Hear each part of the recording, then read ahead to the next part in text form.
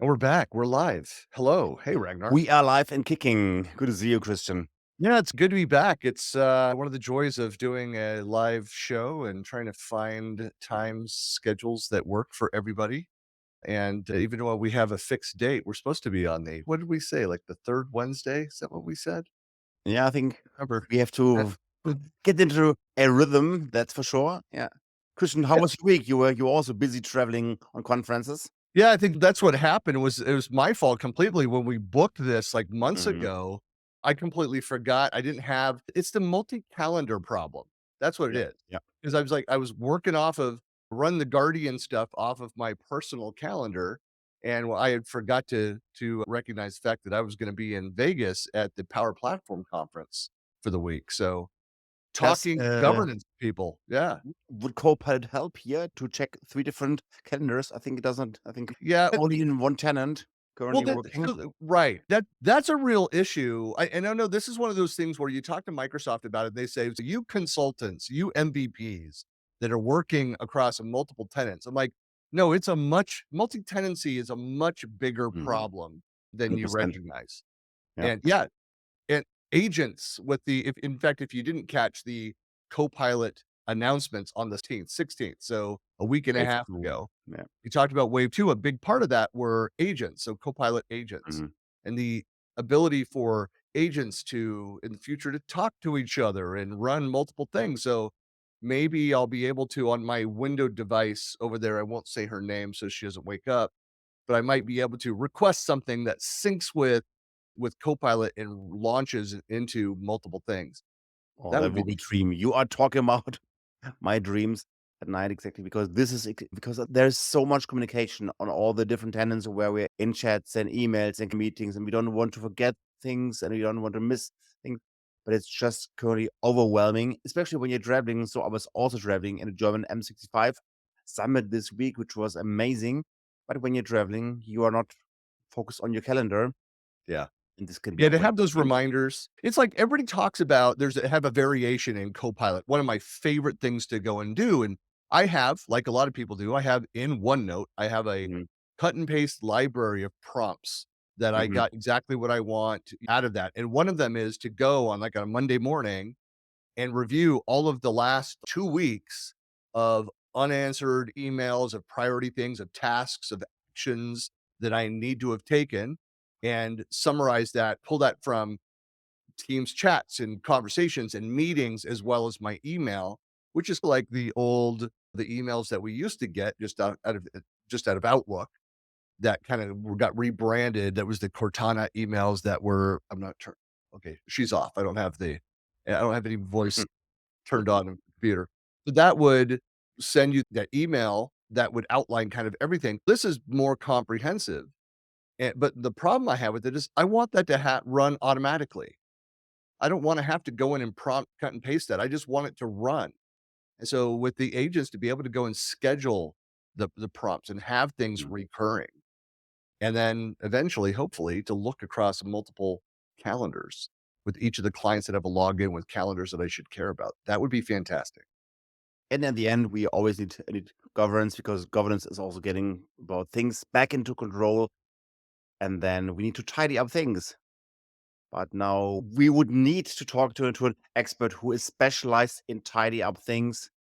And Yeah, in fact, yeah, and so bringing in our guest today, and it's a great segue here to Melinda, you're gonna fix all the problems. You're gonna know what to do from an enterprise perspective, correct? Absolutely, yeah, of course. Okay. Well, head of collaboration, we should be able to ask. It is funny that sometimes as MVPs, like we have access. However, really big customers, especially in a very large Microsoft 365 client in a region like the UK, like sometimes your company may find out info and you personally as the head of collaboration might find out details around products that we aren't yet privy to. Microsoft is funny that way. You have to have multiple irons in the fire to find out what's actually happening. But Melinda, why don't you introduce yourself? Yeah, sure. Thank you for having me. Melinda Morales, as you said. I am the head of collaboration at Dyson. I currently live in the UK, although I am definitely American. Mhm. They brought me over here about 5 years ago now. So I've been on a little UK adventure for a while.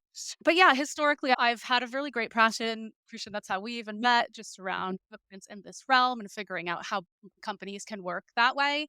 I worked at Sony as well and did quite a lot around their SharePoint farms back in the 2010, 2007 days. Had some fun there. And yeah, I've been in consulting as well. I've dipped all around, but really just stayed around governance because it is such a passion of mine.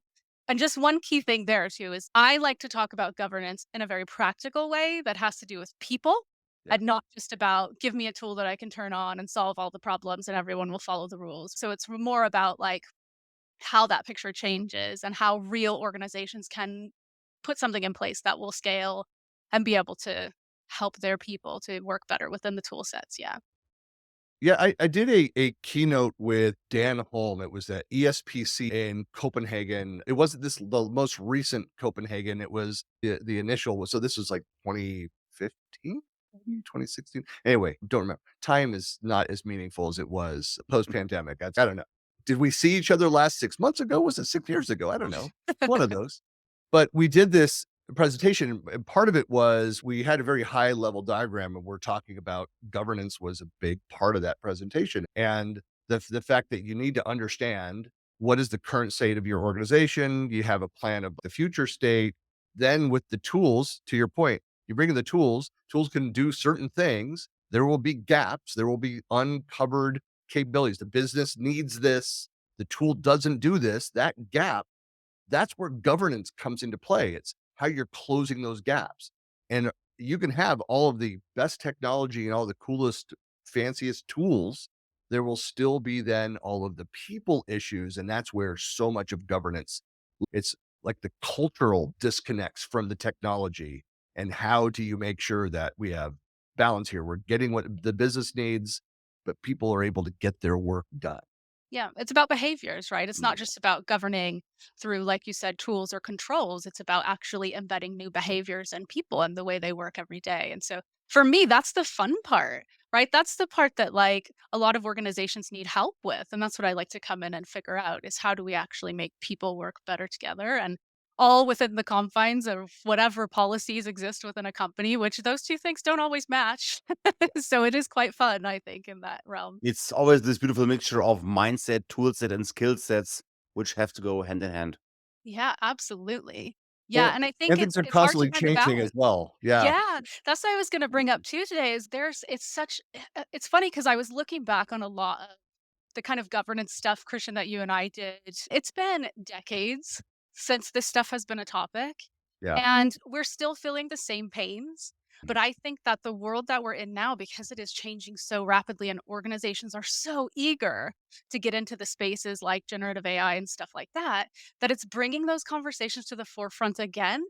And people are really starting to try to say, wait, now we actually need to solve this Well, that problem. It's we just keep funny. remarking about this at shows, and Ragnar and I were talking about this like the last time we were at a show together. So it's been like the last year.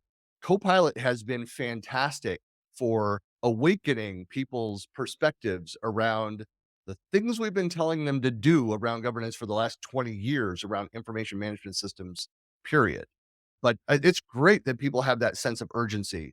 They want to go and try the new technology, and they're realizing, and Microsoft was good that they've also learned this, and straight out with the announcements, the release of this, they started talking about you need to go back through and make sure it's part of the risk profile of any new technology. Do we have our data in order? Or do we have our policies, the guardrails up? Otherwise, we're gonna have another delve experience where we turn it Mhm. on and we're gonna, remove the facade of over security through obscurity just because people couldn't see it before. Was it because we were good at securing all of our content and permissions set up at our information architecture and our classification and labeling all in place and all those things, which really need to be in place and healthy for it to work properly. Otherwise, people are going to be seeing data that they shouldn't be seeing. Absolutely. I would really love to see some statistics too about like in the ecosphere how many companies are actually at that healthy state with those things. Because I think That it's would be been interesting. yeah, I think Yeah. it would be really interesting to see that because I think there are quite a lot of gaps and even organizations that I think see themselves as healthy in those spots don't realize the gaps that truly do exist, especially because, like in the world of M365, the platform has become so much more open to sharing, and it's so much easier to just share content. It's Mhm. easier than it ever has been before. And so managing that administratively is challenging. So there's some good tools coming out from Microsoft now to be able to dig into some of that, some of the purview side of things, some of the SharePoint Premium stuff is really cool to be able to discover Oh, yeah. where those kind of bad practices are. But I don't think there's many organizations that have really signed up for those Yeah. things yet. So it'll be So interesting to see. So tell me, what are your favorite tools here for Microsoft onboard tools? Because I'm not super excited about everything around SharePoint Advanced Data Governance. So this little like three reports about oversharing and who is using the share with everybody link, that's very superficial because all the other third-party vendors have so much more tools to visualize and to surface all this oversharing. I think here it's disappointing. On the other side, on the PureView side, I'm a fanboy. I love PureView. Usually, I don't recommend more tools around compliance, but on the pure SharePoint governance side, the onboard tools are, for me, disappointing. I agree. I think, like I see often, is that the curve is they're a little bit behind. We see it in the partner space that Mhm. they solve those problems well ahead of Microsoft building end product. And so I just think we're there. But I do have hope. It gives me hope to see that it's actually coming into product now. Mm, Whereas before it was always in the third party space where you had to solve the governance challenges even when it came to just access to your own information and understanding what's there, right? So to see them starting to go that way, the exciting thing too that we've been talking about internally and with Microsoft is the MGDC stuff, so the Graph Data Connect mm, things that we're looking at. So that way maybe we can get our hands on a little bit more of our information from the graph side to start really measuring and monitoring these things more mm. actively. So that gives me hope as well that there's going to be more in this space from That Microsoft. means that at Dyson, you're also developing apps which are going to use the Microsoft Graph Data Connect, We're which is the premium API, more stable, more robust, more features, and also price tag. Yeah, it is. But you know what? They've just, and this is completely just my own opinion, but when they've just done a price adjustment on it that made it a lot more amenable. So Mhm. if people were hesitant before because of cost, because it was extremely costly, Exactly. I've been seeing them really move the needle on that too to help with getting you over that barrier of entry. But for us, we're just starting to experiment with this stuff. It's not anything that we have well embedded or anything like that, but it is something we're very excited about. How are you looking at governance now if you're open up to Power Platform solutions and letting employees go and build and automate? Are you taking that governance first approach? And if you're not, I'm gonna scold you, but so Well, get ready to scold a little bit there. Ah, No, so I think there's a mix for us, and it's been an interesting entry into it. I think timing wise, the pandemic played quite a big part in adoption all up when it came to these kind of things. And so unfortunately, it ended up in the space where it does quite a lot, where it was a little bit like Wild West and everyone was just go. And we had exponential growth week over week for Mhm, everything in the platform. With Power Platform, we did do it a little more controlled and managed in that we started because we have really leaned on community quite a lot. It's something that I just believe every organization should do, and it's something that I've always talked about and really championed. In order to have solid governance, you need, like we were talking about with the people aspect, you have to bring people together and have them be fully empowered and along the journey with you. And so we've done that, which then lends us to having things like a little bit more resource to be able to play with in this space because we have experts around the organization that we can nurture and that we can make sure that they know how to work and do what they're doing. So that was like an entry into Power Platform for us. And our approach now is much it's like free and open, and if you break it, you support it. If you build it, it's yours to do with what you will and will help.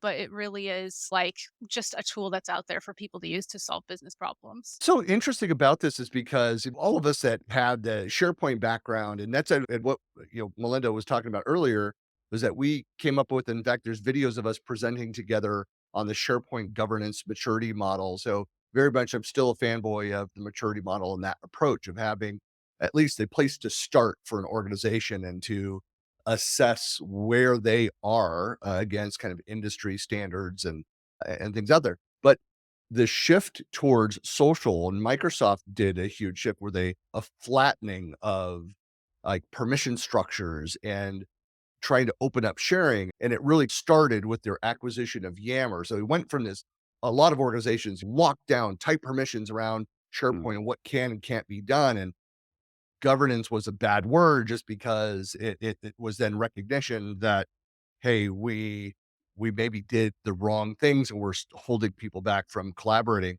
towards this flattened architecture and this sharing culture. And that's something that's still key. It's important and it's something that is baked in. But if you were a consultant focusing on governance, it also presented an opportunity where you had more and more sprawl and mess and people working together. And there's more now to go in and clean up and to reorganize constantly. And so I get that you have to. That's why I love using the word guardrails instead of governance. Is that look, here are the rules, here are these are the guardrails for how you can go and collaborate. Everything you do in between, have at it, and we'll figure out what do we need to report on, what do we need Yeah. to modify based on our changing business rules and needs, but always with the intent of getting out of the way and letting people collaborate. And my additional question to you, Christian, is to Melinda, how do you know the maturity stage of Dyson? How do you know when users can take off the guardrails or when you can take off the guardrails for them? Yeah, I think the other challenge too to that is again with how quickly the landscape is changing right now. So it's everyone's on a different curve, right? Mhm. Constantly. It could be between departments in your organization, it could be between people, it could be all over the place where people are playing catch up or well ahead or things like that. And so the risk level they bring with that in just letting them free is different. So we are constantly in that space of how do we empower but safely, and especially how do we enable experimentation in some of these places where we see this technology moving so quickly, but doing it like you're saying, Christian, with guardrails and making sure that people are safe. And at what point can we let them free to have fun and build things and break things? I'm not sure that there is an actual point where you'll get to, okay, that's the structure because it is just Mhm. changing so quickly. Like, Yeah. I don't think any of us 2 years ago would have predicted that generative AI would be having such a place in the corporate world as it does now, let alone moving at the pace that it does. We have new models, new exciting, groundbreaking stuff coming out every couple months at the least. Yeah, I Yeah. think from a governance perspective, that's a big challenge is trying to understand that. But again, if you lean on community and you have people who are central to just understanding how people are working across any business, no matter what, that will help you to understand where people are. So, one thing that I've seen done really successfully and actually was quite fun to implement is taking an element of, I don't know, like polling or something to be able to get you a data point in your community to see what level people are at on a regular basis. At Dyson, for instance, we've had a lot of fun with that through a community that we have called Trailblazers. And we built a Power App to facilitate this. And we did some gamification to incentivize people to self report and retest. And everybody in the world loves taking like little Facebook polls or whatever. What personality type am I? What hot dog am I? Or whatever it is. So we structured it like that so that it was fun and social, but through that, the data we get is very clear on where pockets of expertise are in the organization, where what people's growth patterns are whenever they start out at a certain skill level and then they progress their own. And where we can insert knowledge to be able to grow people who might show some really good potential to learn some new expertise. So it's been something really cool. But that's the only way I could see to do it, to be honest, is really lean on the community side of things. I was gonna ask, like, how from a because you work for a global company, and so there's teams all over the world, and how do you manage those things from a governance, a broader perspective? Do you have a global view of those things, and then there are different regional views? Is there leeway within different regions, within different geographies to do things their own way? And then how does that kind of feed back into the company-wide? Yeah, I think all of the above. And I think any larger organization would see that as well, right? That you'll see different tool sets preferred, you'll see different levels of kind of skill sets and things like that across different regions and markets in your organization. And so it's about being able to have a better understanding of that and then being able to facilitate that. Now, sometimes that would mean dropping, for instance, resources or things like that into a market for them to be able to leverage and use to their own ability and making sure that they're informed on the data or the opportunities they have and the tool sets that are coming or the technologies that are imminent. and allow them to go ahead and do that. Sometimes it is putting the corporate arms around it and saying, we're all going to do this together, and doing that through some really fun ways to ensure we can engage across multiple regions and multiple types of businesses too, because each market runs itself a little bit differently in most large organizations. You'll have sales and marketing teams, you'll have research and development teams, all of these things, and they all use the technologies in different ways. But at the core of it, they're looking for the same thing. They're looking to be able to do their work better, more efficiently, productivity gains, stuff like that. So it's about finding those balances. But yeah, we keep it very fluid in how we engage with people across the organization. And again, using something fun to bring people in through an organic and natural way that they want to be a part of, not a voluntold situation, but they actually want to be there and make it fun. And then we use the data that we capture there to be able to make informed things. And we tailor content that way and stuff. It's really great. You just mentioned, Linda, the magic word of productivity gain. And Yeah. I'm very interested to measure productivity. I'm currently very deep into the Viva Insights Advanced Analytics, which also have new reports around productivity measurements and so on. So yeah, I'm delivering Copilot workshops, and for my customers, I want to see how are they before introducing Copilot, what happens when finishing my workshops. Do you have any ideas or any things to share around measuring the productivity gain Yeah. that you built?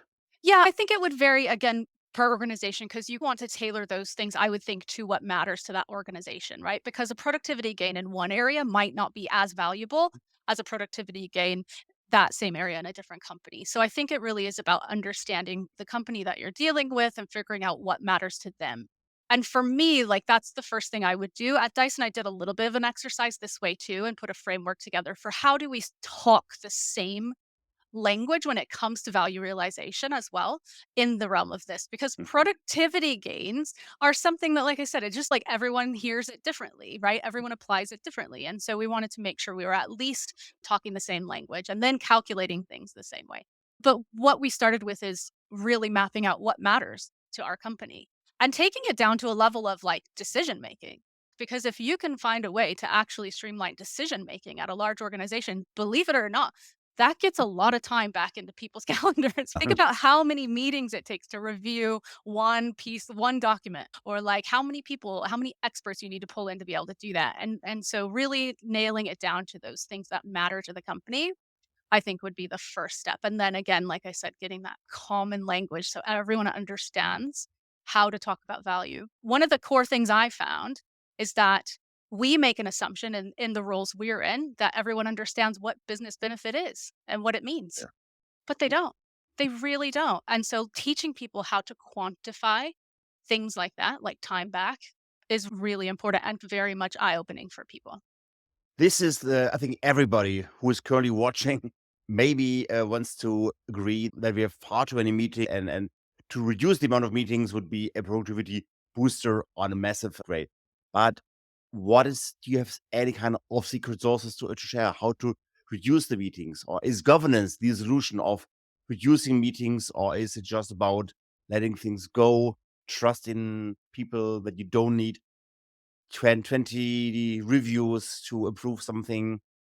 What do Yeah. you have I mean, something to share there's about? so much stuff, right? Because like when we talk about productivity across something like that, we'll look at it from different streams of activity. So one of them is just essential kind of business process reengineering work that all of us have done at one point or another through engagements. And it's just talking about, do we need to revisit the way we do things? The outcomes generally will be the same, right? The Mm. whole thing of this process is we're trying to get to this, whatever it is, if it's a document, a product, whatever. But going through and just revisiting process, I think, is the very first step to say, are there any of these that we could eliminate all up because we haven't looked at this process in a decade and maybe we can do it better? And I believe we actually find stuff there. And I would mark that down as a productivity game, believe it or not, because the tool set coming in that you're trying to measure is actually being the thing that's bringing that conversation up. So you can definitely start tracking that. But then you start putting the automation layer over it, saying, what of these steps can we automate just with the tool sets we have without further investment? What can we do to just work smarter? Then you can overlay some of the people stuff on it and say, are we doing it efficiently in those spaces and stuff like that? And how can we get better? Again, using tool sets we already have before we invest. So I think there's quite a lot we can do in organizations to get to better profiles when it comes to productivity. Now, translating all of that, like I said, quantifying it into something measurable that's going to give you a dollar sign that you can put in front of an exec and they'll be like, yes. And then they'll expect that money back in the business. That's the tricky bit, right? Because we're talking about soft Yeah. savings, ROI that's very soft. And it's just about, I've given people time back, but what are they actually Mm. doing with that time? Is it productive stuff they're now doing with the time, or Exactly. are they going and taking a longer lunch? Which will be Essentially. very different, as you pointed out, across different, role Yeah. types, across divisions and geographies, and that's one and it's a popular topic that we've discussed in these recordings and in various writings and other platforms, but that, you can't manage one metric across the board for everybody around, productivity. What does that look like? People in the field are going to not use the tools as much as somebody that is an office worker that's sitting in front of a screen, and so you clearly can't look at the fact that, wow, we're only seeing 30% usage of Teams by this group of people who are in the field not using Teams as the same standard for elsewhere. And so you really do need to look at what are the common denominators for whatever the metric is. If you want to come up with a number and weigh it differently based on the org, or if you want to go that route, I'm not going to like get in your way of doing that. But I just think that you need to look at overall, what is the business trying to achieve? It's one of the reasons why I'm a fan of, and Ragnar and I have talked about using goals, that whole idea of the product goals. Yeah. OKRs, Having smart goals, of goals. course, but using the product, Yeah. it's another one of those unfortunate product naming things where Mm. using tracking your goals in goals. What? Yeah. You know, Absolutely. my goals in teams. I'm going to create a team for goals to track goals within teams. For your team. And For my one other topic is I've seen on your LinkedIn profile that you're also introducing Power Platform and low code and no code tools to Dyson. And when we talk around Copilot, I had just 2 hours ago a very interesting customer meeting where we said, listen, all the Copilot tools and AI are most beneficial for people who have zero experience, let's say, with Power Automate and with Power Mm, Apps. yeah. If you only talk about Copilot with the Power Apps and Power Automate pros, they don't get so much value like the beginners. And this is so important that we take more time every single day to find out what are the things and topics where we are not good at and how Copilot can add value. Because if we only expect that Copilot would add value of topics where we are professionals, we would get less value. Yeah. Yeah, This Agreed. would be for me what has been your so. approach for Copilot, Melinda? How have you looked at that in organizationally? I'm assuming you're at least piloting around the company, but what's been the approach? Yeah, so I'm having quite an interest in what we're calling the emerging technology space, right? So that's not just looking at the Microsoft stack, it's looking at just everything that's going on in this Mhm. emergent space. And so we definitely have a huge interest in that, what it can do for us, how we can work better, empower people more, but also how can we use it just in our core business processes and work processes for product development for everything. But we're very much experimental with it. And I think that's a good place to be honest because it is moving so quickly. I honestly feel like committing too much right now is a little bit risky for companies just because it's moving so quickly. And I Mhm. think that as long as you position yourself in a really good place to be able to rapidly experiment in a safe way and have very clear paths to production, then you're really in the most beneficial place right now. That's what Yeah, I feel like. There has to 100%. be you when you go and talk. In fact, I this was all last week when we talked to people about Copilot because it's I'm standing in a booth and looking at a product and talking to people about that, but trying to understand. It's like, oh yeah, no, we're using Copilot, and I would always ask, are you piloting or is it in production? Oh, we're piloting. Was the answer almost every single time? Yeah. It's Mhm. very small groups around that. Because I think people understand once they get in this, they're playing with it and they realize, and I know that there are companies that just went, hey, we get it. But, or that we trust Microsoft and we're all in and let's go and do it, even with the hefty price tag that comes with it. But others that are looking at it and realizing we don't yet fully understand how this will be utilized. And I think even with the wave two, where you're going to see more features rather than so more built-in native features in products. So more things like SharePoint Designer, incorporating the use of the technology, but we have that interface that we go through rather than having that Gen AI UI experience where I'm going and adding my prompts. No, that it's just features that are leveraging the technology and doing more in the products that we're already using, and then having more of that natural language interaction to get insights and information and imagery out of the data that we're looking at. Yeah, But that's something that again is moving so quickly. And 2 years from now, it's going to look very different from it what is. we are playing with today. So, Yeah, Christian, agreed. Christian, is there a story around Copilot for SharePoint Designer or Copilot for front page web extensions? The order of Just us when you just ask said that questions, it comes back to you and says, "No, stop what you're doing. Yeah. Stop." Close immediately. That's Yeah. right. InfoPath. No, so what the automation is that if you ask about InfoPath, it notifies IT and your manager and freezes your permissions. Yeah. That could be done. Yeah. Yeah, you could actually do that. Yeah. Yeah, I think where I've seen, again, along those same lines is that where I've been able to see the most immediate impact from a positive perspective on entry of AI into the organization has been in the ones that are embedded in product. Again, not even just in Microsoft, everywhere, but those people have a very specific use case for, they get in very quickly, and they're able to immediately apply it. Right. So those are the ones that I've seen be really successful and I think are less risky investments for people now. Especially because most big platforms are rolling in an AI layer for free, to be honest, in order to do the freemium thing and get people hooked, and then they wanna invest more in it. So we're seeing that come across quite a lot, which is good. And the adoption curve there has been relatively small. People have been able to jump in and just get going. I think, though, there is some significant productivity gains and really just game-changing technologies that are coming in on the more development side, on the data science side, and stuff like that. Or I would say organizations should be experimenting with as well, but again, with a longer tail on them and maybe holding back on them and not getting them in front of people until they're ready. And I don't mean until the tools are ready, until the people are ready, because Yeah. that's what I see quite a lot is that organizations will spend a lot of time and money to develop, say, their own models or whatever, and their own stuff that's going to change the world. And they roll it out, and people don't know how to write prompts.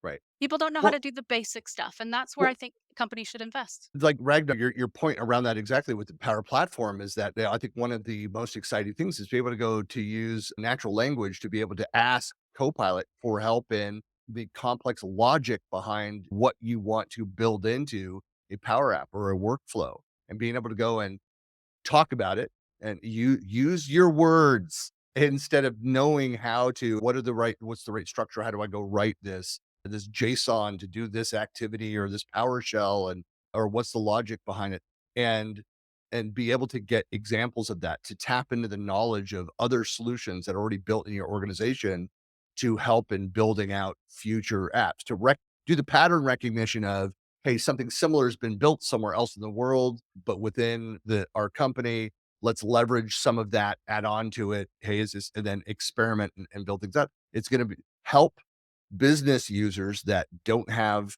computer science backgrounds to do more on their own, which is Mm. pretty exciting. That's huge Yeah. benefit, definitely. Mm. Yeah. And I think that is like a vision that I see people being very interested in at the leadership level is how do we, like when we're talking about the all up business process, how long does it take us to do something as a company?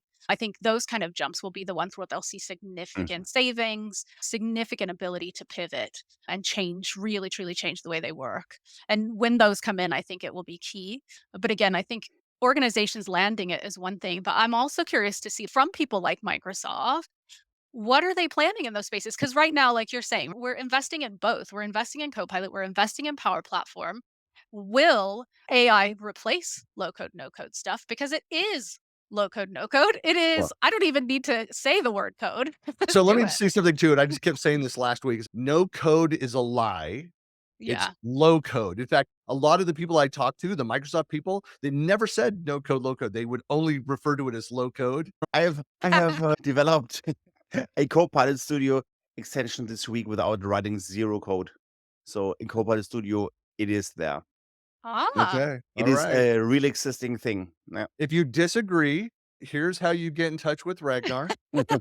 There's his info. Reach out to him. I can write code, but I didn't have to write code for this use Yeah. case.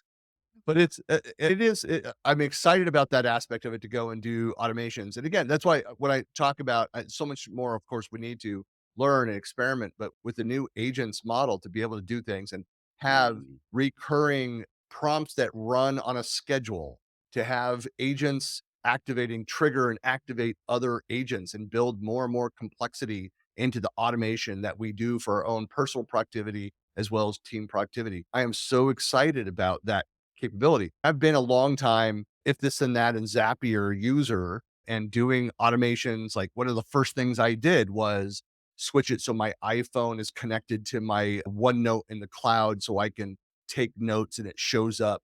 It shows up in the wrong version of my OneNote in a different place.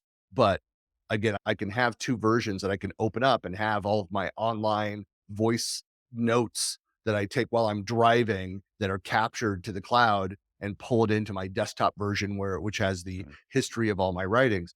But again, we're getting closer and closer. And then even if you have those differences, why can't I just have an agent that goes and pulls from that cloud version and puts a duplicate in my desktop version, my local version, each time changes happen? We need agents who are controlling agents. So we need governance for Copilot agents. And this should be a new show coming soon. So I think whenever we get access to the new Copilot agents, we need to have another show where we I, try I to think not that would only be talk about the Ragnar. value, but also control them with governance. That I think we need to reach out to. That's a valid point where I think we need to find the Microsoft person to ask those questions Mhm. and talk about for that perspective and how they're thinking about it.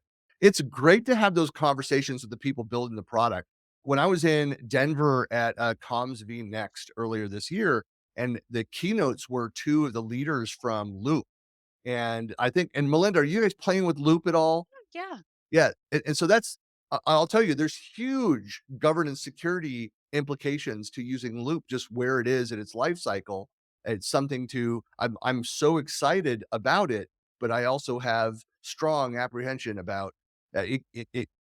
Anyway, I won't go into the detail around Loop, but to have the conversation with the product leaders and to talk about it and then give them the scenarios. My 30 plus years of experience in IT and governance and managing all of these applications and working with end users.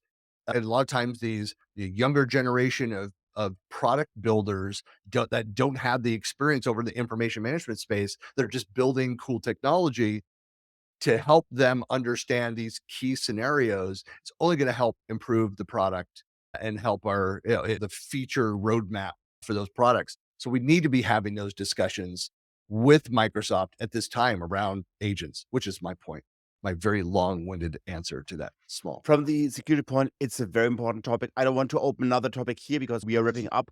But there was a conference, a Black Hat conference about cyber security threats of Copilot, where one a person was using phishing, and then phishing was then the phishing attack was impersonating Copilot, and then the impersonated user could create a custom bot and then leaking the internal organizational knowledge in outside bots.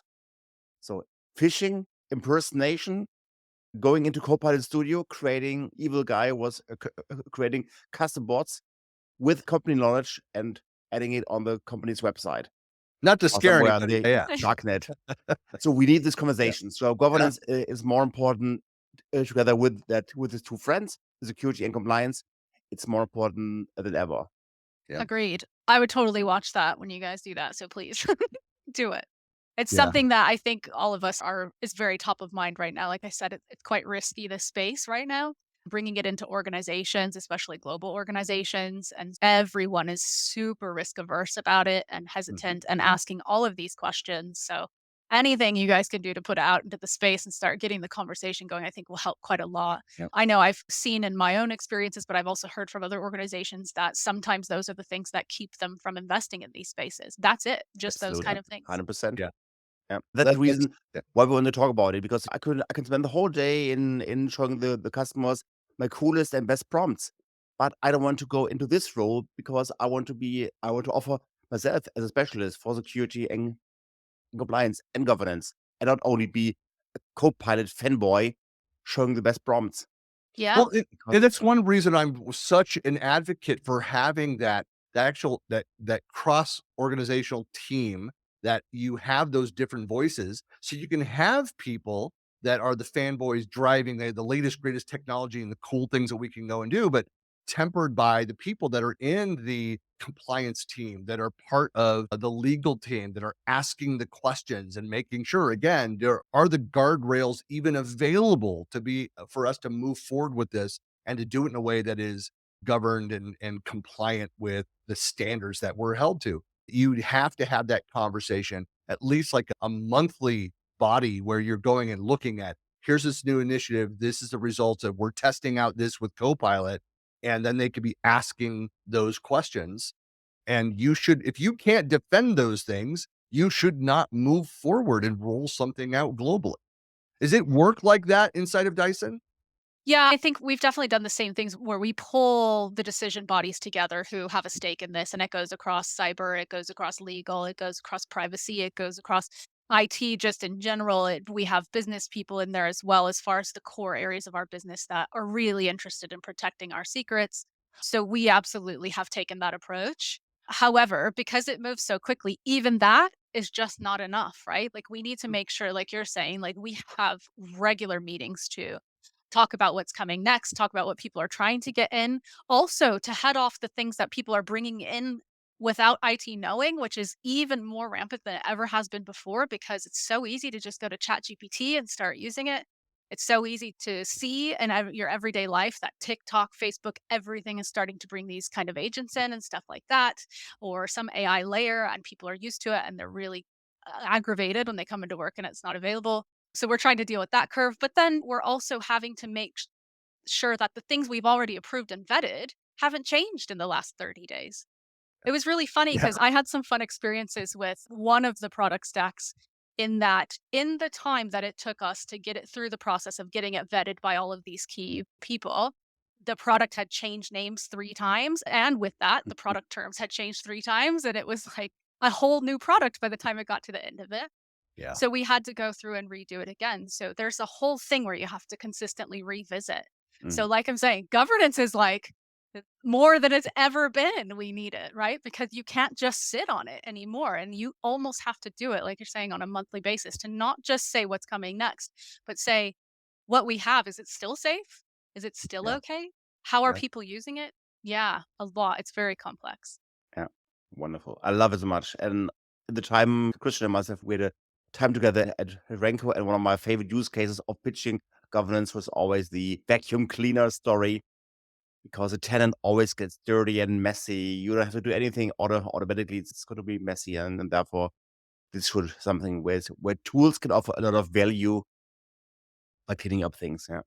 Yeah, are there policies internally, Melinda, at Dyson against using vacuuming metaphors and analogies? Is just that just don't taboo? call it a Hoover. Uh, Okay. yeah, Yeah. yeah. So I don't know if you guys know, but in the UK, that's what they call vacuums. So instead of Oh, Really? calling it a oh, vacuum, they call it a okay. Okay, that's Hoover. interesting. Just like in the US, we say Nope. Kleenex when you just Interesting. mean a Right. tissue. It's the Yeah, same yeah. way. Yeah, yeah. Google things, meaning Mm. search. Yeah, And then exactly. the parts of the world that confused me while I was on the road one time, where I asked for Coke and they said, what kind? Yeah, that would be in the Like, South in the US. what? Yeah.